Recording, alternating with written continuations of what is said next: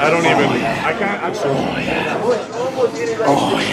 Brian Shaw has a special weapon, and in the future, a lot of arm wrestlers are going to find themselves into big trouble trying to deal with that special weapon. It's good to see how much better his technique looks when he's arm wrestling against weaker guys. His posting style top roll immediately starts looking beautiful when there isn't enough side pressure to block his arm. And this looks even better on the left arm. The way he opens his opponent's hands with his pronation through his entire arm rather than just his wrist, it looks amazing. It's impossible to gain any kind of knowledge from the Brian versus Orton practice because Orton always arm wrestles a lot just like his father. He's almost always tired, and Brian is also looking tired in this one. But still, clearly, he's looking way stronger than Orton on both left and right arm. When these two arm wrestled about 6.5 months ago, Orton was saying that he couldn't beat Brian even back then.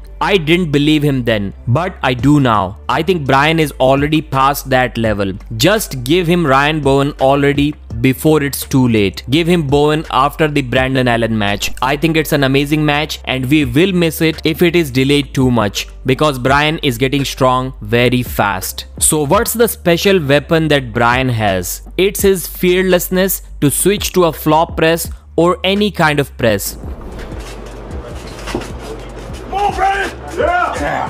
And he's also training both his left and his right equally, which is always a good thing. More matches from Brian Shaw and his level will be higher on the left arm because the overall competition isn't as high on the left. There aren't that many left hand specialists in the world, but Brian can be one of them. He did a flop press against Devon too. Millions of people have already watched that. So if he's trying that against Devon, it clearly shows that the guy is fearless. He's more confident, that's for sure. And he's finding his shoulder, which is wonderful.